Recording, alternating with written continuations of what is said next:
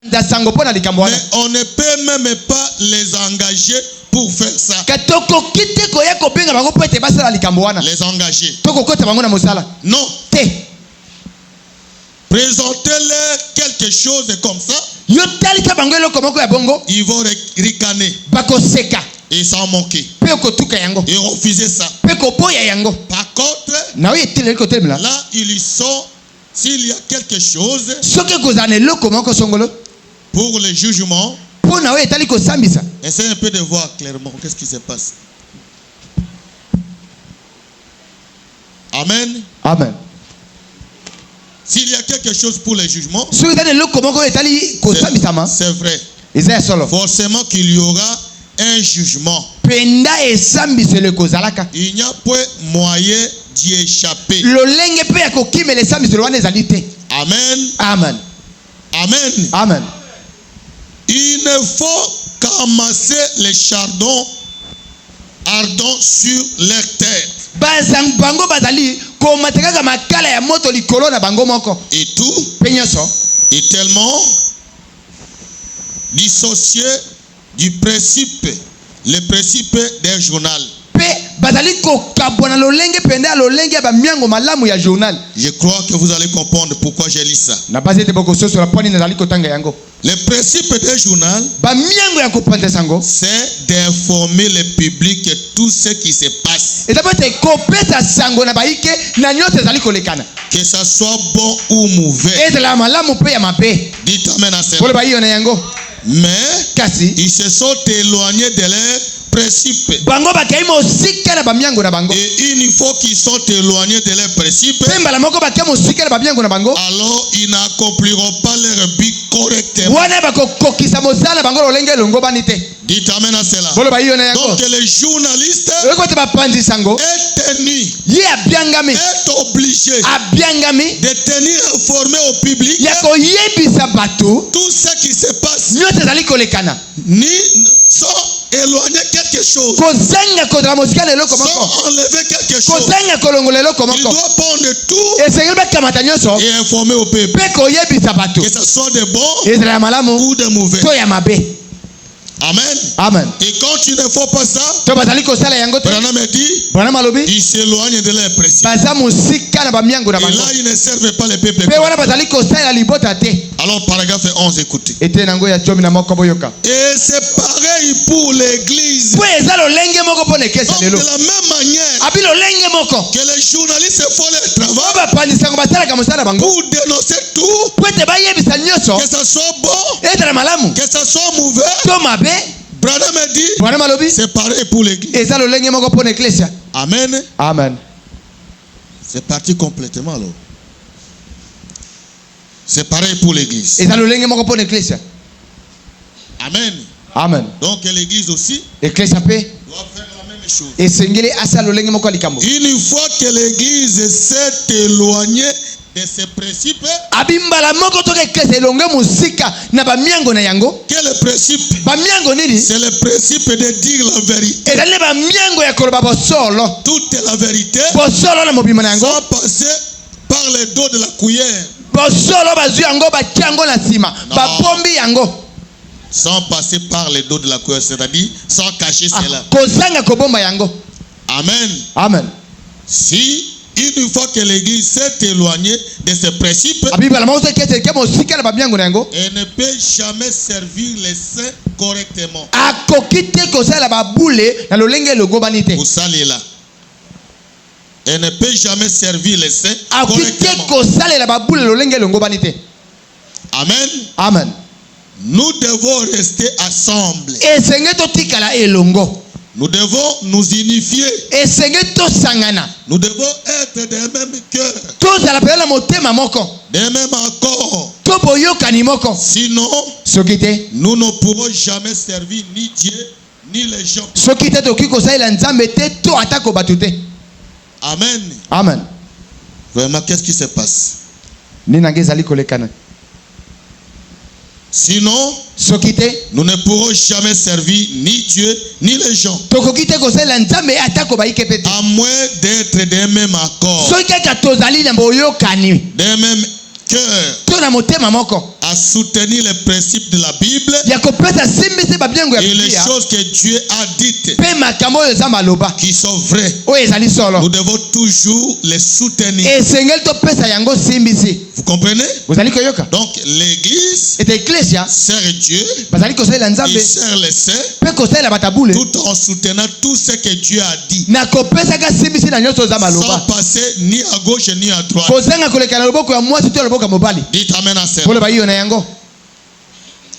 Amen. Amen. Alors écoutez.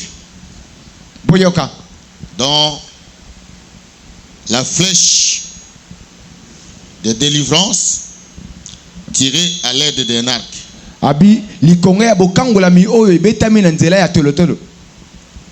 Paragraphe 5. B. Écoutez.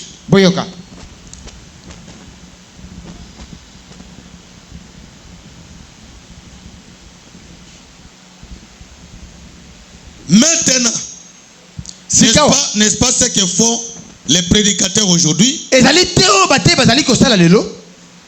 Quelle que soit la manière dont l'assemblée veut agir, c'est la manière dont les prédicateurs les prêchent. Quand vous voyez une église agir d'une certaine manière, Branham me dit que c'est la manière dont les prédicateurs les prêchent. Dites amen à cela. Cela veut dire que si l'église agit mal, c'est que ce mal-là commence de la chair. Oui. Amen. Amen. Quand vous voyez une église qui ne veut pas la communion, ça c'est la manière dont les prédicateurs prêchent. Et les prédicateurs c'est les pasteurs. Amen. Amen. C'est la manière dont les prédicateurs leur prêchent. Je vais vous dire ceci. Un prédicateur envoyé par Dieu, né du Saint-Esprit, ne va pas compromettre avec n'importe quelle assemblée. Il ne saura pas flatter l'assemblée. Mais il dira la vérité. Amen. Amen. Moi, il y a parfois beaucoup de gens qui m'ont toujours un peu détesté. Parce que j'ai toujours dit la vérité. Amen. Amen. Parce que en réalité, ce n'est pas moi qui dis la vérité, mais c'est le message qui dit la vérité.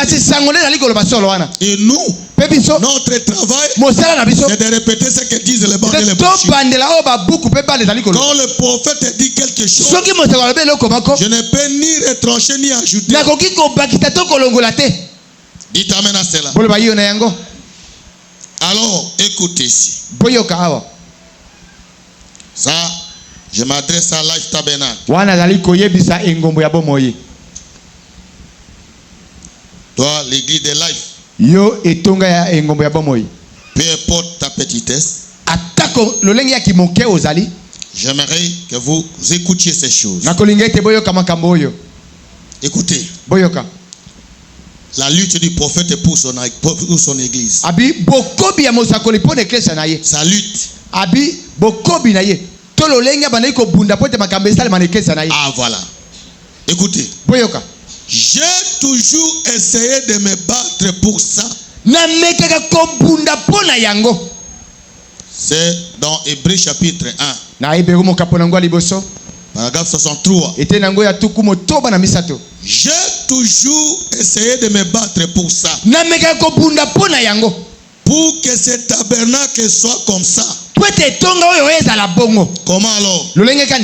Pas comme une bande de bébés. Soyons des adultes. La lutte de Branham et que son église soit une église des adultes. Pas de bande de bébés. Les gens qui ne connaissent rien. Les gens à qui on peut tromper facilement. Où un pasteur peut venir ici et vous dire des choses qui ne sont pas écrites et vous acclamer. Ça c'est une église de bébés. Abraham ne voulait pas que son église soit ici. Il a lutté de Branham. Ça devrait être la lutte de tout pasteur. Alors écoutez. Restez sur la route. Dites amen. Amen. Et la route. Branham dit.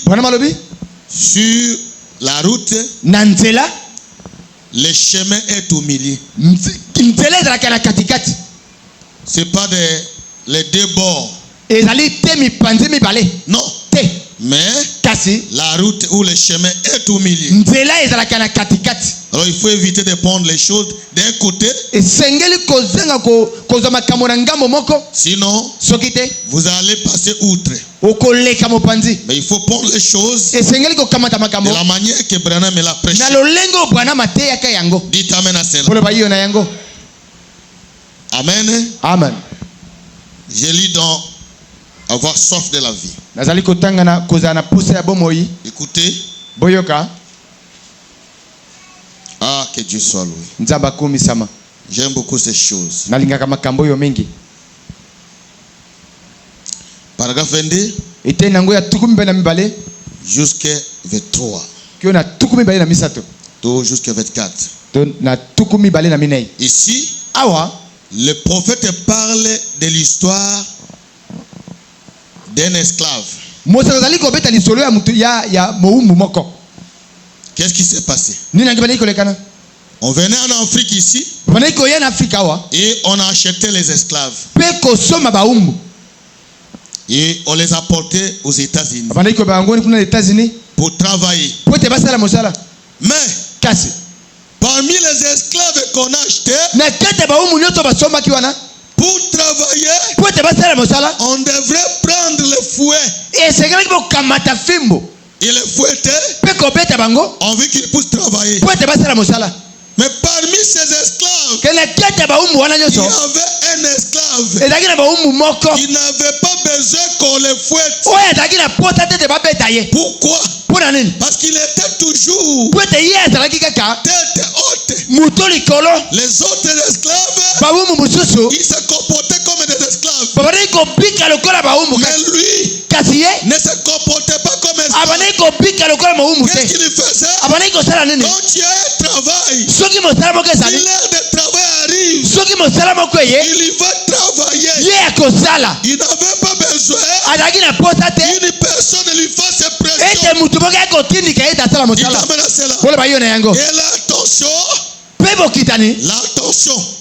L'attention du chef était tirée vers cet homme. Et le chef l'aimait beaucoup. Amen. Amen. Alors il y avait un acheteur qui était venu pour acheter les esclaves. Il arrive, il regarde tous les esclaves et il dit au propriétaire de ferme que je vais acheter cet esclave. Amen. Amen. Et le propriétaire a dit, tu peux acheter les autres. Pas celui-là. Je ne veux pas de lui. Et l'acheteur lui a posé la question. Pourquoi cet esclave a un comportement différent des autres? Le propriétaire a dit, j'ai posé un peu de questions. C'est ce que moi je me demandais. Mais finalement, j'ai découvert que ce monsieur, là en Afrique, il était le fils d'un roi. Et comme il était le fils d'un roi, même en étant esclave, il n'a pas de complexe d'infériorité.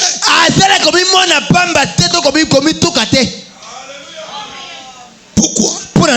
Parce qu'il connaissait sa position. Amen. Amen. C'est comme ça un fils de Dieu.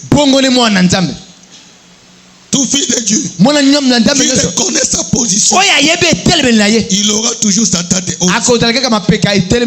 Même dans la défaite, il aura toujours sa tête haute. Il ne va pas permettre qu'une personne domine sur lui. Pourquoi? Parce que vous êtes le fils du roi.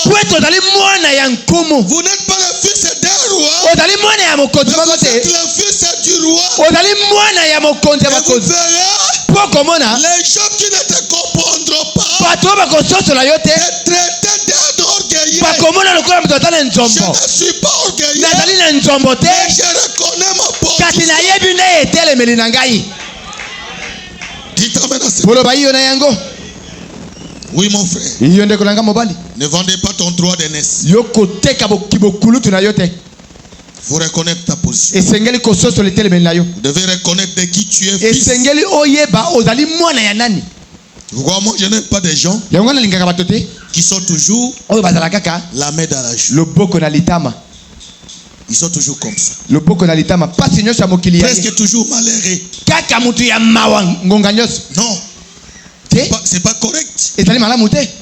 Cet homme ici, dans l'esclavagisme, mais il avait la tête haute. Amen. Amen. À tel point que c'est lui qui les a pris en esclavagisme. Il l'a aimé. Et l'acheteur a posé les questions. Est-ce que celui-là il est le chef de tous les autres? Il a dit non. Il n'est pas le chef de tous les autres. Il est comme tous les autres. Il mange comme tous les autres. Mais le problème est qu'il se reconnaît comme le fils du roi. Le fils d'un roi. Toi tu n'es pas le fils d'un roi, mais toi tu es le fils du roi. Dites amen. Amen. Amen. Je ne voulais pas lire, mais lisez ça. Vous allez voir dans paragraphe 22 jusqu'à 24. Avoir soif de la vie. Prêcher mercredi 11 juin 1958 soir. Amen. Amen. Je n'ai pas voulu lire pour que je puisse gagner le temps. Je vais lire un peu quelque chose. Et alors, écoutez. Comme je venais de vous dire, de lire le prophète, là où il dit, quand vous voyez l'assemblée faire quelque chose, sachez que c'est ce qu'on les renseigne de la chair. Je viens de lire ça. Je vais aussi vous lire quelque chose qui correspond avec ça. Écoutez. Donc l'Éternel n'a-t-il parlé qu'à Moïse? Paragraphe 14b. Savez-vous où cela a commencé, mes amis? Maintenant, mes frères prédicateurs, vous allez tous me pardonner cette expression. Ce n'est pas à vous que je m'adresse, mais ce qui a amené cette nation au niveau où elle est aujourd'hui a commencé à la chair. Si l'église est dans une telle déchéance, cela commence dès la chair. Ils ont laissé tomber les barrières.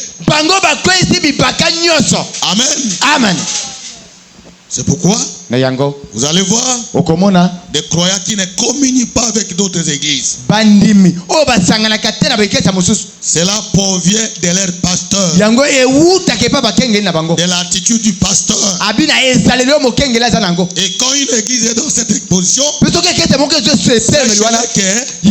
elle est presque tombée en dénomination. Dites amen à cela. Parce que le prophète dit la dénomination érige des barrières. Et il y a une loi concernant l'esclavagisme. Il y a une loi et Dieu a érigé. Et cette loi est valable jusqu'à aujourd'hui. Écoutez. Voir dans Exode 21, verset 1er jusqu'à 6. Voici les lois que tu leur présenteras. Si tu achètes un esclave hébreu, il y servira 6 ans. Mais le 7e, il sortira libre. Sans rien payer.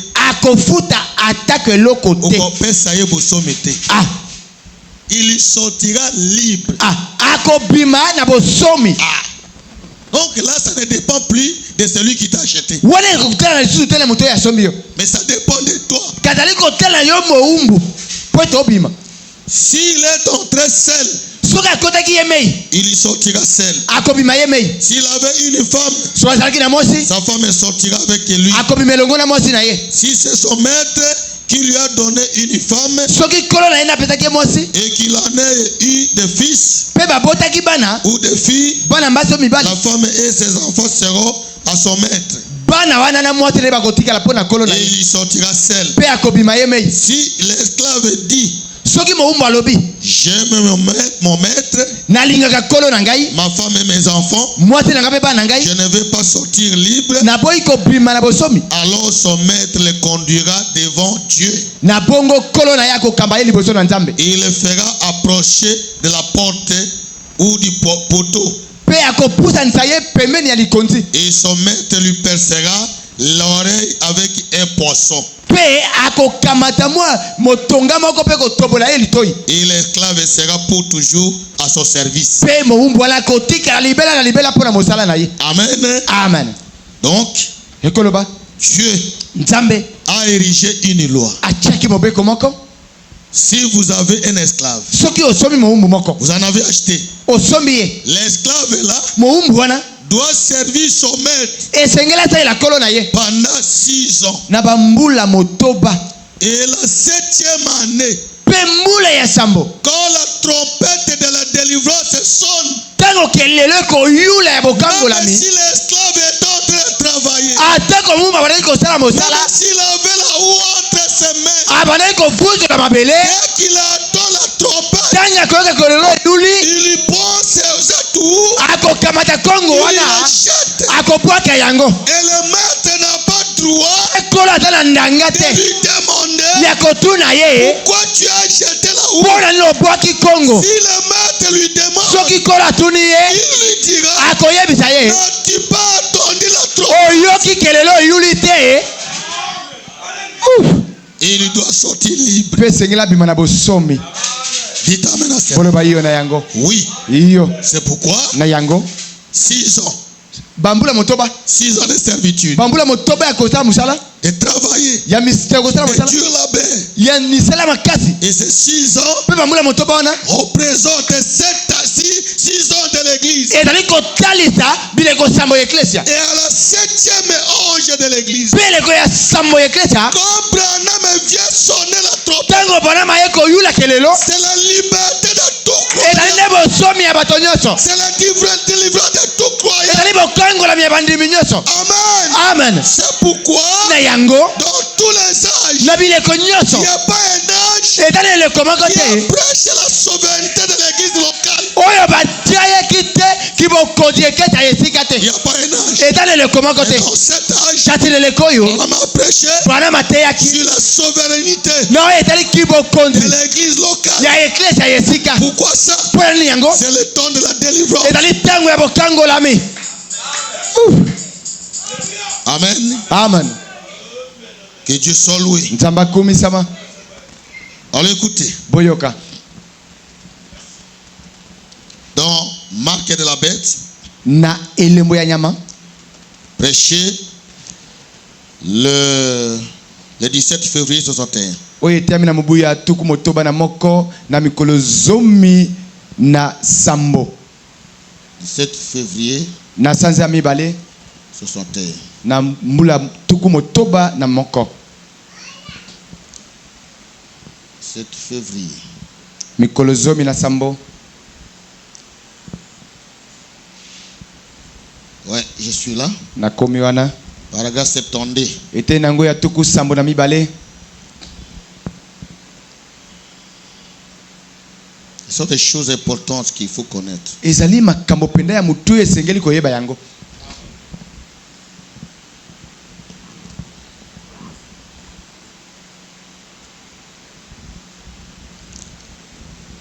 Écoutez. Boyoka. Dit, permettez-moi de vous donner un petit passage des Écritures ici. Juste pour une minute. J'aimerais que vous alliez avec moi dans Exode. Où vous n'êtes pas obligé d'y aller. Notez simplement, c'est là Exode 21, 6. Si un esclave a été vendu et que l'année de jubilé arrivait, l'année de jubilé,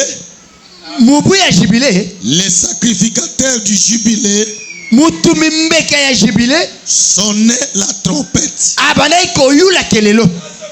Que Dieu soit loué pour un sacrificateur de jubilé que nous avons reçu.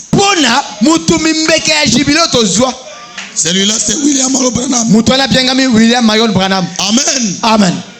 Combien savent cela? La trompette, c'était la trompette. Et il sonnait cela. Et alors chaque esclave pouvait retourner libre chez lui. S'il était là dans un champ, en train d'abattre avec la houe, et que quelqu'un était là à le fouetter, et qu'il attendait qui était-ce? La trompette. Quand il attendait la trompette de l'évangile annonçant de bonnes nouvelles, il jetait cette houe par terre, se retournait directement et dit, tu n'as plus à régner sur moi. Je retourne auprès de ma femme et mes enfants. J'ai été vendu ici dans l'esclavage. Mais avez-vous entendu cette trompette qui retentit? Cela veut dire que je suis hébreu. J'ai un droit. J'ai des droits par la naissance. Amen. Amen. J'ai un droit. Je peux m'en aller libre sans devoir de l'argent. Ce n'est pas si vous faites telle chose ou si vous faites telle autre. Voyez? Tout était grâce. Abraham lui-même dit Amen. Si vous le voulez, mais si vous attendez la trompette à l'année de jubilé, le Seigneur avait prêché l'année de grâce, l'année de jubilé. Et quand vous attendez cette trompette, l'année de jubilé. C'est l'année de grâce. Et l'année de grâce. C'est l'année de l'égalité entre les individus. Où il n'y a pas quelqu'un qui va dominer sur l'autre. Et quand la trompette sonne, je dois jeter la houe. Et elle est libre. Oui. Que Dieu soit loué. C'est pourquoi le temps de l'esclavagisme est tombé. C'est une année de liberté.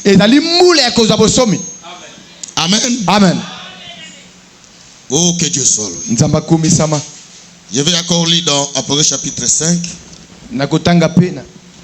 Apocalypse chapitre 5. Le 18 juillet 61. Na sanza ya motoba na mbula tuku motoba na moko. Apocalypse chapitre 5, deuxième partie. Emon selemo kaponango ya mitano ete nango ya mibale. 18 juillet. Obateya na mikolo zomi na mwambe na sanza ya motoba. Paragraphe 169. Ete nango ya mokama na tuku motoba na libwa.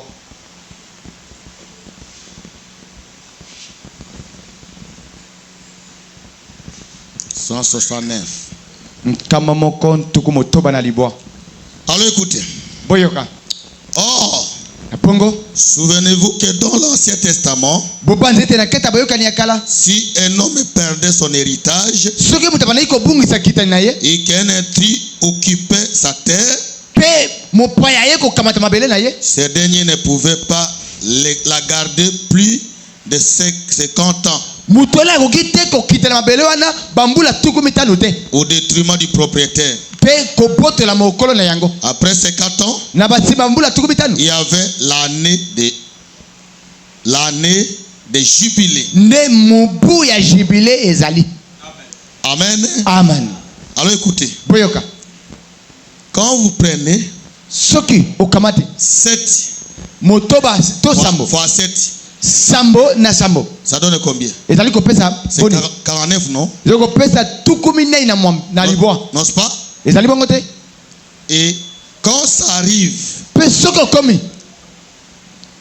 au 7e na sambo, donc à la 50e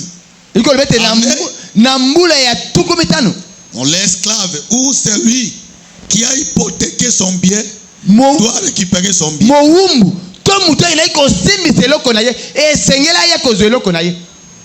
Et lors de cette année de jubilé,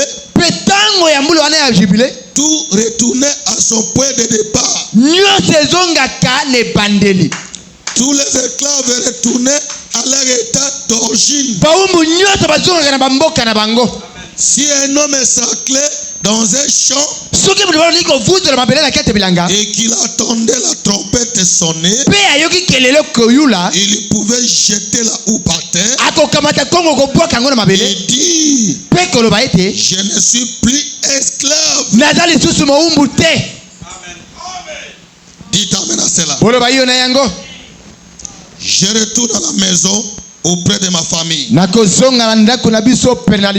Tout était rendu. Si un intrus sur le domaine plutôt, il devait quitter ce domaine. C'est tout. Pourquoi quitter ce domaine? Parce que le propriétaire légal revenait. Il devait s'en aller. Oui. Donc, le son de la trompette à la 7e année retourne le propriétaire légal dans son domaine. Dites amen à cela. C'est pourquoi dans l'âge de dénomination,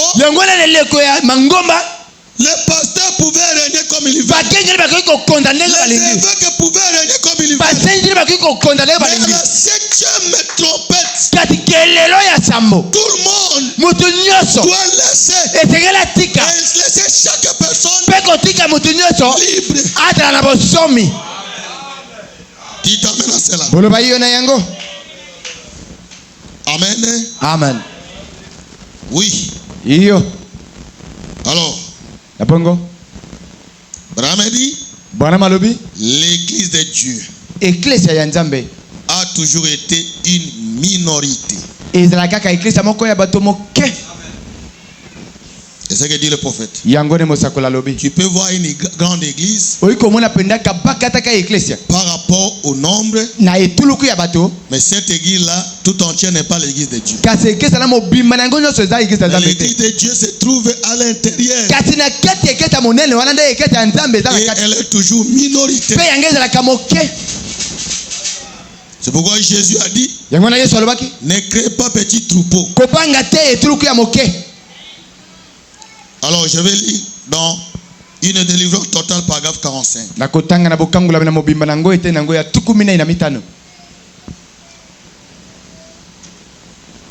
45. Et là, on commence vraiment à entrer dans le vif du sujet. Écoutez. Après 45, nous allons revenir au 26 jusqu'à 37, 31 plutôt.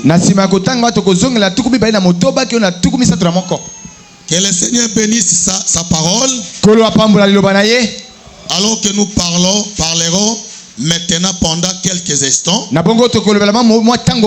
S'il vous plaît, je réfléchissais sur ce sujet d'une délivrance totale. L'église a été dans la minorité. Elle le sera toujours. Quant aux membres. Non. Donc elle sera toujours minoritaire quant aux membres jusqu'à ce que Jésus vienne. Mais elle vit au-dessus des privilèges que Dieu lui a donné. Et c'est là où c'est malheureux. Amen. Amen. L'église de Dieu, elle est toujours minoritaire, mais elle vit au-dessus des privilèges que Dieu lui a accordés. Et quels sont ces privilèges? La liberté, la délivrance. C'est un privilège que Dieu nous a donné. Il ne faut pas accepter de vivre au-dessus de ça. Dites amen à cela. Si seulement nous savions que ceci est l'église du Dieu vivant, non pas le Branham et tabernacle. Vous comprenez? L'église du Dieu vivant n'est pas Branham et tabernacle. N'est pas Baruti tabernacle. N'est pas Goël tabernacle. N'est pas Life tabernacle. Ou n'importe quel tabernacle. Amen. Amen. Je reprends. Si seulement nous savions que ceci est l'église du Dieu vivant, non pas le Branham et tabernacle, mais le Branham et tabernacle en est seulement une partie. Dites amen. Il y a d'autres tabernacles semblables d'un bout à l'autre du pays. Amen. Amen. Vous voyez? L'église de Dieu sera toujours minoritaire. Alors, revenons au paragraphe 26 jusqu'à 31. Écoutez. Je veux que ce tabernacle maintenant, que vous êtes sur pied, je veux que vous continuez à courir vers le but de la vocation céleste. Quoi que vous fassiez, soyez fermement attachés les uns aux autres. Ayez l'esprit des clans le plus possible.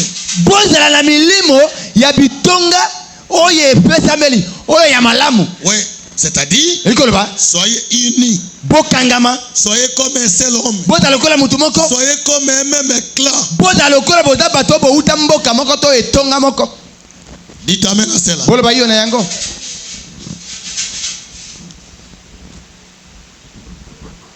Mais, en gardant toujours un bras ouvert, un bras tendu vers l'extérieur.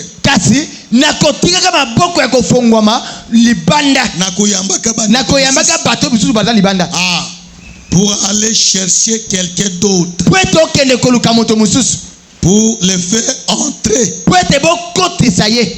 Mais quant à cette foi que nous prêchons maintenant, et pour laquelle nous combattons, ne vous en éloignez pas d'un pouce.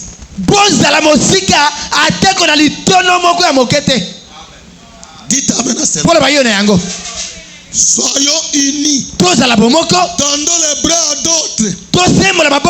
Invitons quelqu'un pour qu'il vienne. Mais quant à la foi que nous prêchons, il ne faut jamais céder même des pouces. Dites amen à cela. Ne vous éloignez pas des pouces. En effet, si vous croyez que je suis son serviteur, c'est ceci le programme de Dieu. Ça ne sera jamais dans la majorité. Ça sera toujours dans la minorité. Ça a toujours été et ça sera toujours comme ça. Mais souvenez-vous, il est écrit, ne créez pas petit troupeau. Votre Père a trouvé bon de vous donner les royaumes. Amen. Maintenant, il y a un groupe de fonctions dans notre église. Des gens qui travaillent. Diacre, administrateur, surveillant de l'école du monde, pasteur, selon l'ordre établi dans notre église. C'est vous-même qui avez élu les frères qui occupent ces fonctions. Et le pasteur, moi, je suis simplement le surveillant général. Je suis là pour veiller à ce que tout se déroule bien. Et pour donner des conseils. Et ainsi de suite. C'est vous qui élisez votre pasteur, qui élisez vos administrateurs, qui élisez vos diacres, qui élisez chaque fonction qu'il y a dans cette église. C'est vous-même. Il n'y a pas quelqu'un qui vous l'impose. Et c'est votre devoir de soutenir ces hommes. Voyez-vous? Car ils commettront des erreurs. Ce sont des mortels. Ce ne sont que des hommes. Et ils commettront des erreurs.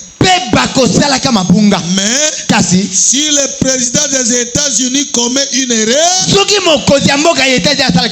est-ce qu'on les renvoie comme président? On oublie ça et on va de l'avant. C'est comme ça que nous voulons faire dans notre église maintenant. Amen. Amen. Je l'écoutais prier il y a quelques instants pour les diacres. Donc les pasteurs priaient pour les diacres. Et d'entendre là derrière un témoignage des administrateurs que vous êtes tous des mêmes cœurs accord. Maintenant, restez comme ça. Maintenant, Vous les membres soutenez ces administrateurs. Ces diacres et son pasteur. Et souvenez-vous, une fois que vous êtes unis comme ça, souvenez-vous que c'est le rôle du diable de faire en sorte que cette unité soit brisée.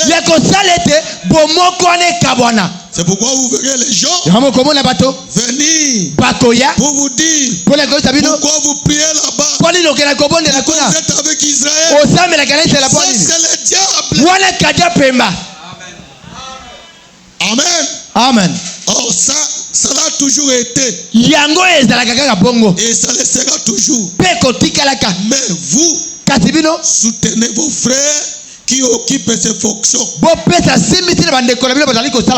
C'est de ça que je voulais parler. Amen. Amen. Et puis, j'ai aussi ici quelque chose pour les tableaux d'affichage. Concernant des réunions de conseil et le pouvoir de ceci. On mettra ça sur les tableaux d'affichage. J'en ai une copie pour frère Robertson, qui est président des administrateurs. Et j'en ai aussi une copie pour frère Collis. Je pense qu'il fait fonction de président du conseil des diacres. Et maintenant, toutes ces fonctions sont établies conformément à l'écriture.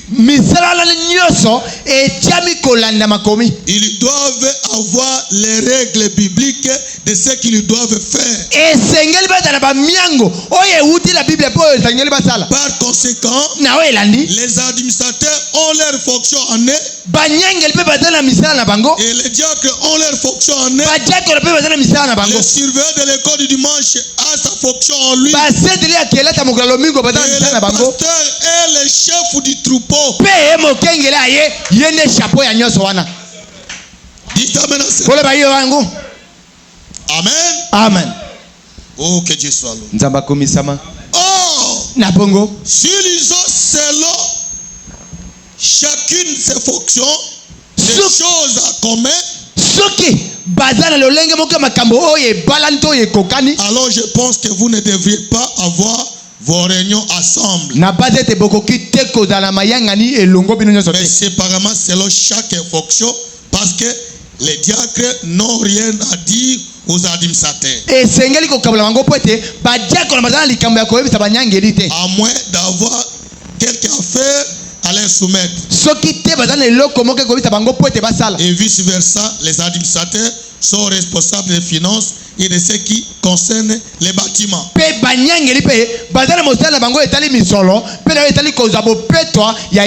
Ils n'ont rien à voir avec les diacres. Les diacres sont les policiers de l'église et les assistants du pasteur. Et les administrateurs sont responsables de tous les biens.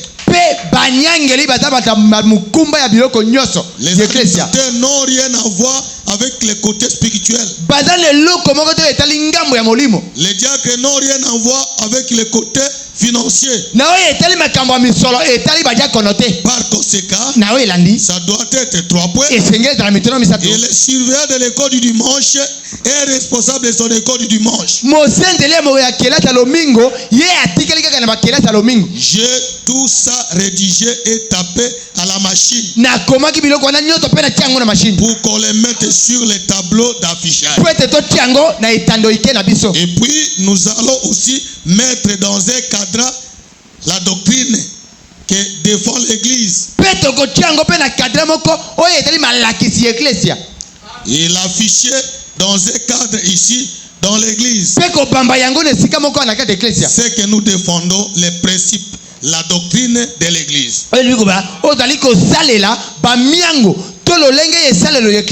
Oh, pour être une église, nous devons avoir une doctrine. Paragraphe 31. Nous ne plantons pas des jalons pour dire On ne met pas de points pour dire nous allons jusque là, pas plus loin. Dans la communion fraternelle avec tout le monde. Nous allons aussi loin que nous permettra d'aller. Dans ces écritures. Avec les gens. Alors serrez-vous les uns les coudes, voyez, des mêmes accords. Des mêmes cœurs. Et aller de l'avant pour Dieu. Voilà ce que Dieu veut que nous fassions. Amen. C'est correct? C'est clair? Alors maintenant, écoutez. Et on va entrer maintenant dans le vif du sujet. Amen. Amen. Quand je commence à parler de ça, la joie commence à occuper mon cœur. Je vais lire dans la même prédication la délivrance totale, paragraphe 47 jusqu'à 53. Écoutez. J'ai attendu frère Neville annoncer ce matin. J'étais là derrière. C'est comme si ça m'était venu à l'esprit que les gens semblent-ils s'éloigner de la délivrance.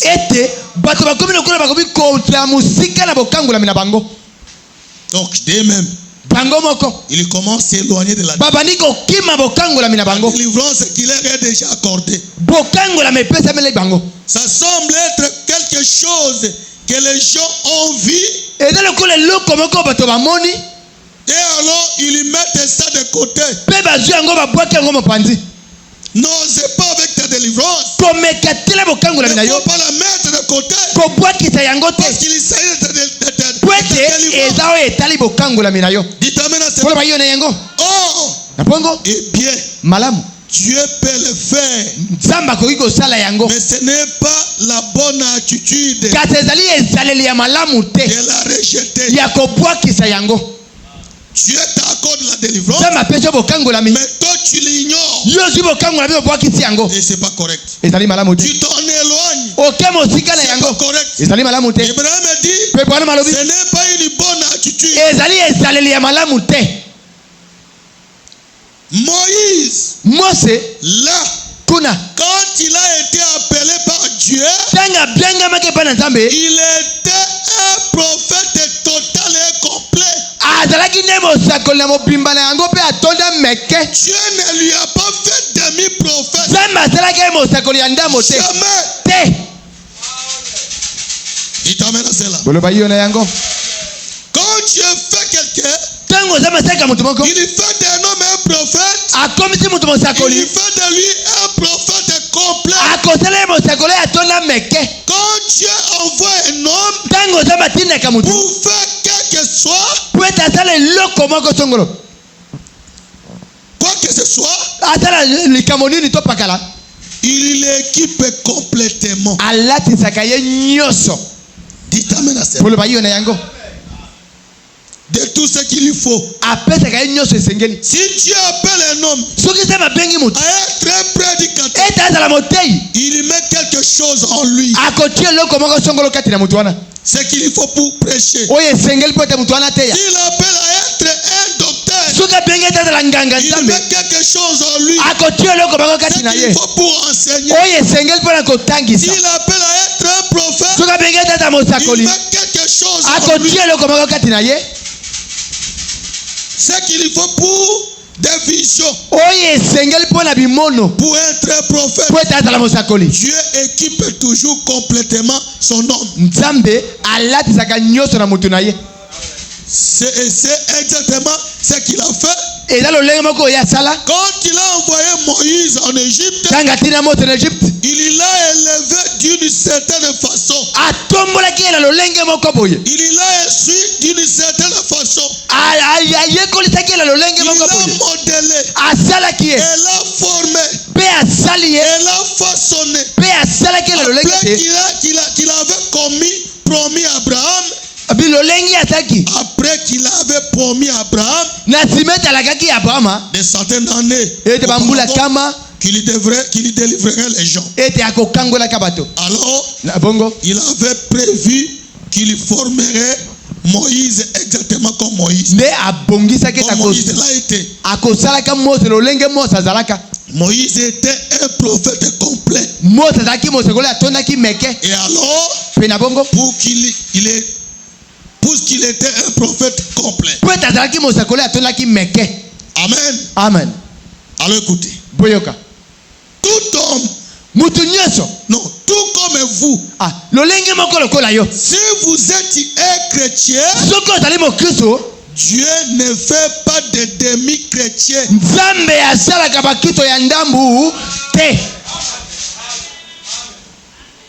Amen. Amen. Dieu, il n'a jamais fait de demi-chrétien. Quand il te fait un chrétien, il te fait un chrétien complet. Amen. Amen. Dieu fait des chrétiens complets. Dieu ne fait pas de demi-prédicateurs. Mais le prédicateur peut être un demi-prédicateur par lui-même.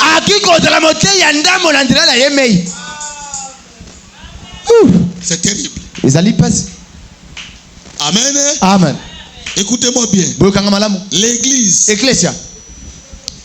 même si elle est de 5 personnes, elle est toute une église. Et le pasteur de cette église-là, c'est un pasteur complet. Il n'est pas demi-pasteur.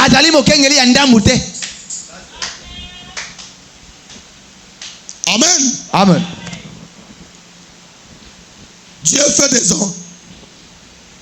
Mais le prédicateur peut être un demi-prédicateur. Et Dieu fait de ses enfants des chrétiens, mais parfaits.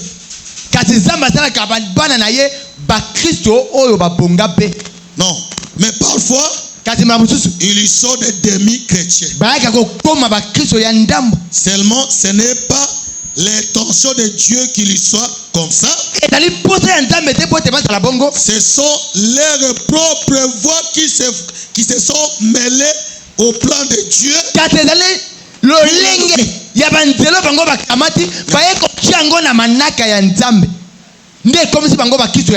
C'est ça. Amen. Amen. C'est pour ça qu'ils sont comme ça. Dieu ne veut pas qu'il soit les demi-chrétiens ou des demi-prédicateurs ou des demi-pasteurs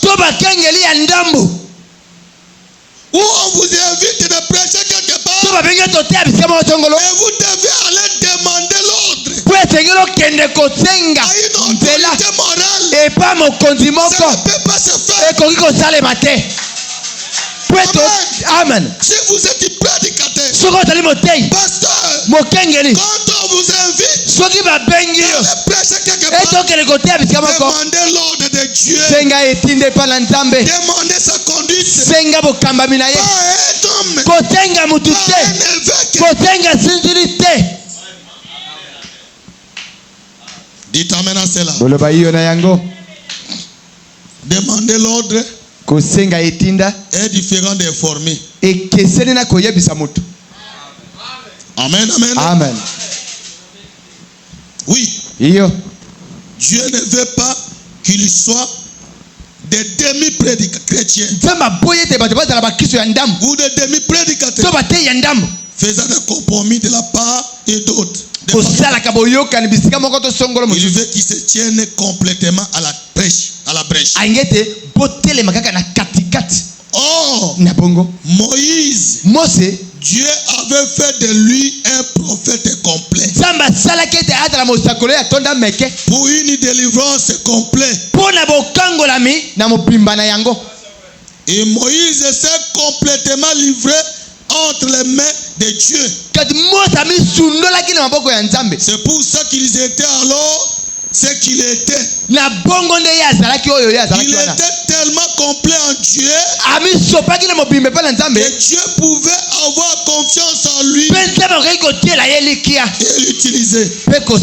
Je me demande ce matin si comme chrétiens nous avons abandonné, si comme chrétiens nous avons abandonné notre propre volonté. Est-ce que tu as abandonné ta propre volonté? Et si nous sommes complètement abandonnés à Dieu, à tel point que Dieu peut avoir confiance en nous dans la position où il nous a placés, je me demande ce matin si moi-même je pourrais être tellement abandonné à Dieu que Dieu pourrait avoir confiance en moi, pourrait avoir confiance au frère Neville, pourrait avoir confiance à notre conseil des administrateurs, à notre conseil des diacres, ou à nos choristes, ou aux membres de notre église. Nous avons tous une place et nous avons un devoir que vous devez faire, une responsabilité que vous devez remplir. Amen. Amen. L'homme ministre a une place. Son devoir, c'est de se tenir là et de prêcher les richesses insondables de Dieu. Sans faire de compromis.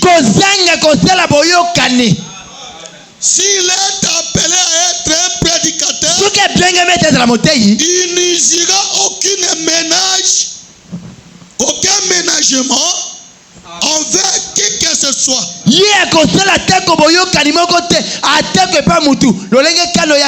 Parce que le péché c'est tel, il faut parler d'une certaine manière et essayer de blanchir cela.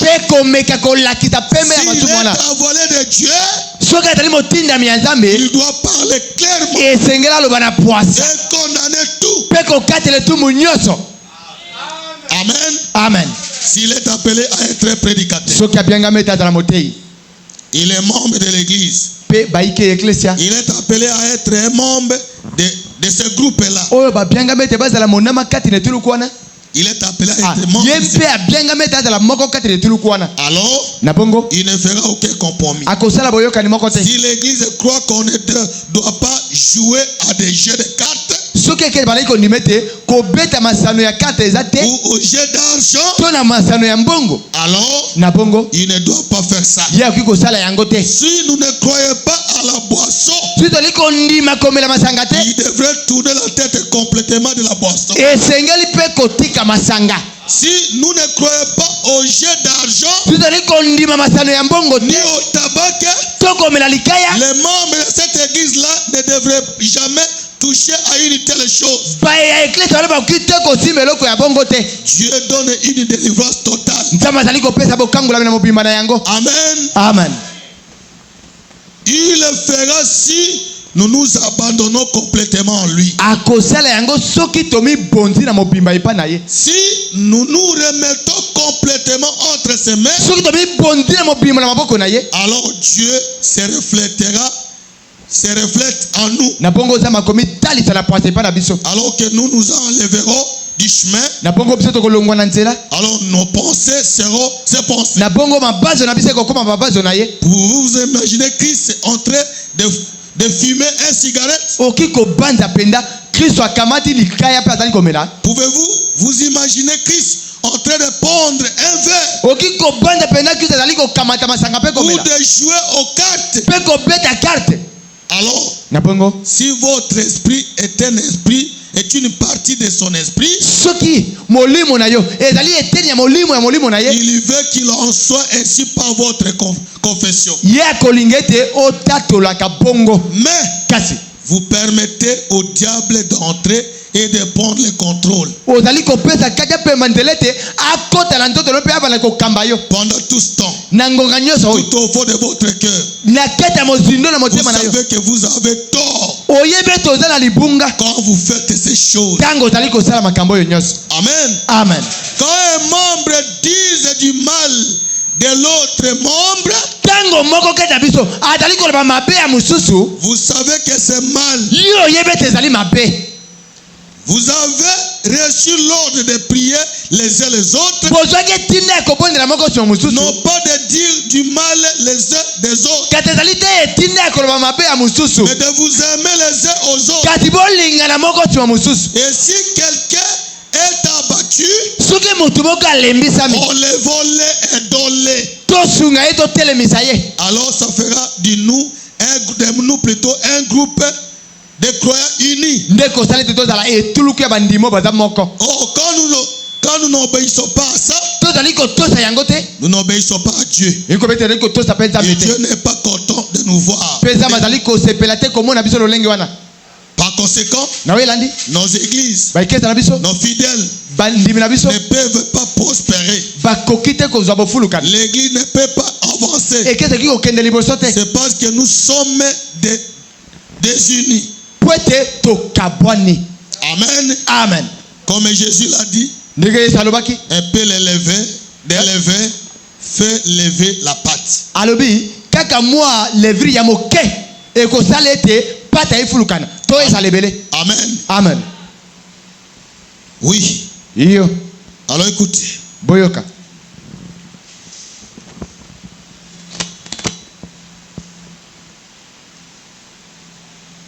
Je pense que vous m'écoutez très bien. Hébreux chapitre 5 et 6. Paragraphe 6.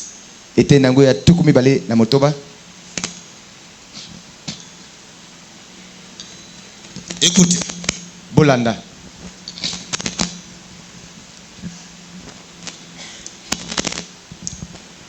Mais je crois à l'autorité suprême de l'Assemblée locale.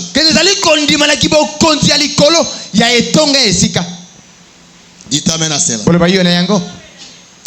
Que chaque église soit autonome.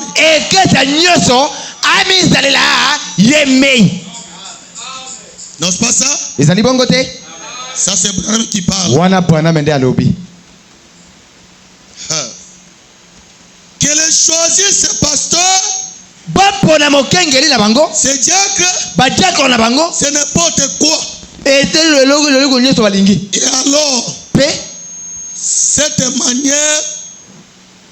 alors, de cette manière, l'homme qui s'y trouve n'a pas d'évêque au-dessus de lui. Donc le pasteur d'une église, il n'a pas un chef. Il n'a pas un évêque comme chef. Dites amen à ça. L'homme qui s'y trouve n'a pas d'évêque au-dessus de lui. Si le Saint-Esprit veut dire quelque chose à cette église, ils n'ont pas à demander à quoi que ce soit ou à qui que ce soit l'autorisation de faire ceci.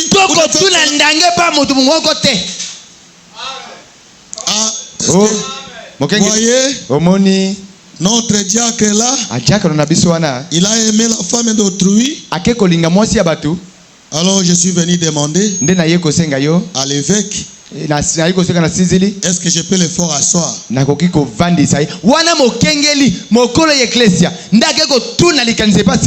Ça ne peut pas. De telles choses, c'est pas conforme au message de l'air. Dites amen à cela. Oui. C'est l'individu qui est en contact avec le Saint-Esprit. Alors écoutez. C'est là qu'il faut comprendre que le pasteur titulaire d'une église n'a pas un homme de la chair comme pasteur. Non. Moi je suis pasteur. Et un homme est à mes côtés. Et je l'appelle mon pasteur. Il ne peut pas se faire. Quand j'étais croyant, il était mon pasteur. Mais quand Dieu m'appelle et que je deviens pasteur, l'appellation change. Il n'est plus mon pasteur, mais il devient mon ancien. Donc, il n'a plus à me conduire comme j'étais croyant. Mais comme ancien, il peut me donner des conseils par rapport à la conduite de l'église, par rapport à son expérience. Mais c'est pas me conduire.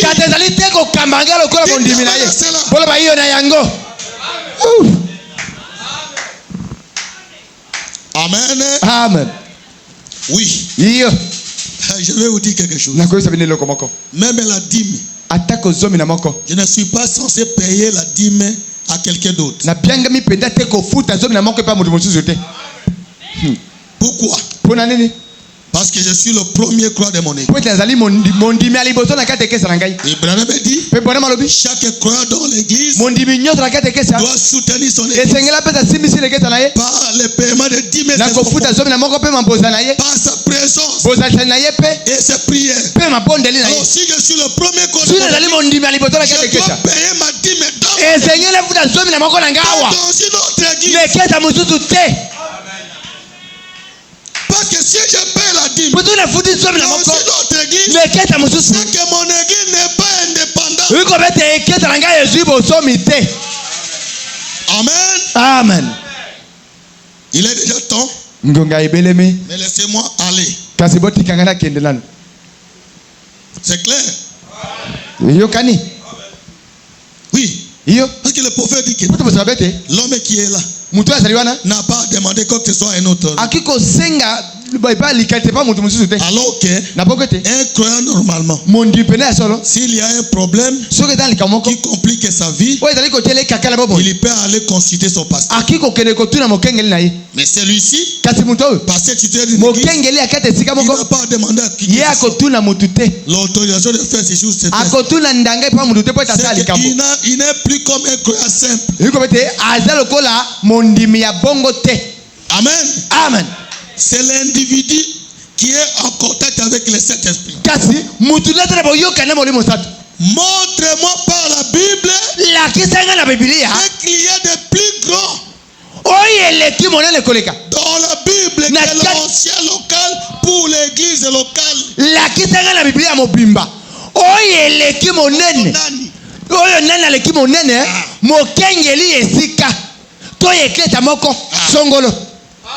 Montrez-moi dans la Bible. Qui est cette personne-là? Qui est plus grand que l'ancien local. L'église locale. Le prophète dit il n'y en a pas. Amen. Amen. Écoutez-moi bien. Même si le prophète venait ici, il dit Israël, moi je suis le prophète de l'âge. Quitte la chair. Laisse-moi le prêcher. Amen. Amen. Je peux refuser. Il n'y a pas de péché. Amen. Amen. Oui. Branham dit c'est vrai. Oui, monsieur. La souveraineté de l'église locale. Chaque église est indépendante. Par contre, la communion entre les frères, c'est merveilleux. Toutes les églises devraient être unies dans la communion entre les frères. Mais on ne doit pas oublier la souveraineté. Dites amen à cela. Amen. Amen. Hébreux chapitre 7. Deuxième partie. Laissez-moi vous lire ces choses.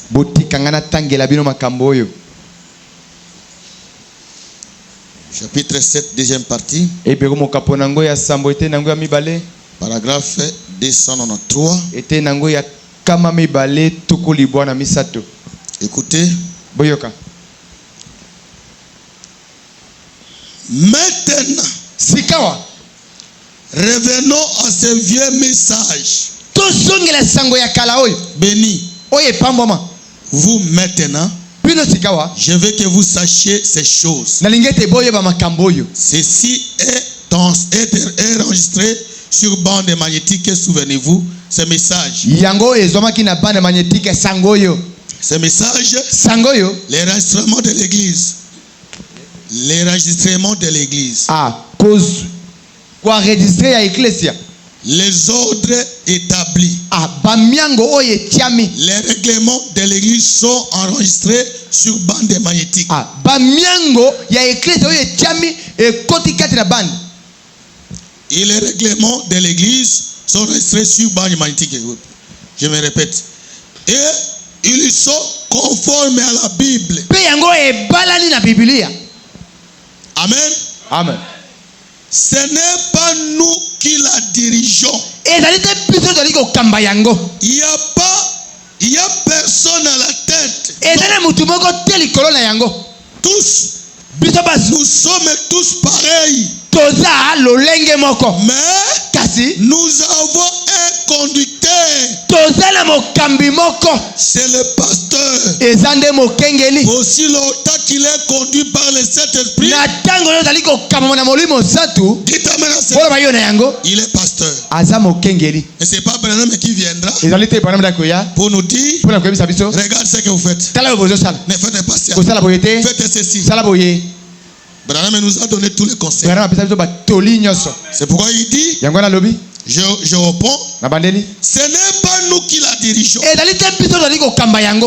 C'est pas Branham qui dirige cette église. C'est pas quelqu'un d'autre qui peut diriger cette église. Mais l'église a un conducteur. Et le conducteur, c'est le pasteur de cette église. Amen. Amen. Parce que parfois, les gens ont toujours tendance à vouloir penser que l'évêque de leur pasteur ou l'ancien de leur pasteur, il est plus grand que leur pasteur. Quand vous faites ça, c'est une erreur. Il n'y a pas de plus grand que l'ancien local. L'évêque ou l'ancien a sa place. Et on ne doit pas lui attribuer la place qui ne le rend pas. Quand on lui donne cette place, c'est que nous sortons de la ligne. Amen. Amen. Je vais lire dans 1 Pierre. 1 Pierre chapitre 5. Verset 1er jusqu'à 4. Écoutez. Voici les exhortations que j'adresse aux anciens qui sont parmi vous. Moi, ancien comme eux, témoin des souffrances de Christ et participant de la gloire qui doit être manifestée. Paissez les troupeaux de Dieu qui sont sous votre garde. Non pas contrainte, mais volontairement. Selon Dieu.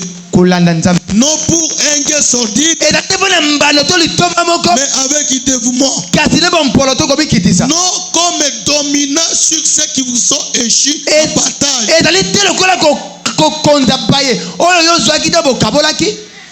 Mais on était le modèle du troupeau. Parce qu'il y a des pasteurs dictateurs. Dictateurs. Et cela n'est pas conforme à ce que dit le prophète. Tout comme aussi, il y a des anciens dictateurs. Amen. Amen. Oui. Yeah. Non comme dominant sur ceux qui vous ont touché en partant. Mais on était les modèles de troupeaux. Et lorsque le souverain pasteur paraîtra, vous obtiendrez la couronne incorruptible de la gloire. Dites amen à cela. Amen. Amen. Allez écouter. Le prophète Branham n'a jamais été un dictateur. Qu'est-ce qui se faisait avec lui?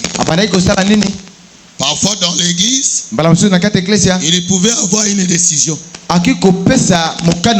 pour dire que ceci soit fait. Si son église était contre, si toute l'église était contre, Branham a abandonné sa volonté. Et il a adopté la position de l'église. Amen. Mais aujourd'hui, c'est pourquoi je dis il y a des pasteurs dictateurs. Il y a aussi des évêques dictateurs. Et c'est pas correct. Amen. Amen. Vous êtes content de savoir ça? Je vais lire dans paragraphe délivrant total, paragraphe 55 et 58. Ensuite, je suis venu et j'ai considéré les sentiments de l'église. Je monte un peu. Franchement, moi-même, quand ils m'ont parlé d'un nouveau tabernacle, pour construire un nouveau tabernacle, j'étais contre cette idée-là. C'est vrai. J'ai dit, nous n'avons vraiment pas besoin d'un nouveau tabernacle. Je vais probablement partir d'ici très bientôt, puisque le Seigneur, si c'est ce qu'il m'a montré se réalise, qu'avons-nous besoin d'un nouveau tabernacle? Nous n'avons pas de l'argent pour ça. Ça, c'était la position de Branham. Quand l'église a proposé pour qu'on construise un nouveau tabernacle, il était contre. Paragraphe 56. Ensuite, je suis venu et j'ai considéré les sentiments de l'église. J'ai adopté les sentiments de l'église. Que l'église en majorité semblait vouloir à ça. Alors, qu'est-ce que j'ai fait? J'ai sacrifié mes propres idées. Et je me suis rallié à l'église. Faisons-le. C'est comme ça que nous tirons au sort. C'est comme ça que c'était au temps biblique. C'est comme ça que l'église votait. La souveraineté de l'église. Le groupe des gens, ils se réunissaient. L'union fait la force. Et alors j'ai dit, certainement, si c'est ça que l'église veut, si c'est ça que Dieu veut, il a plus autorité par le vote de tout un groupe que des gens que par moi.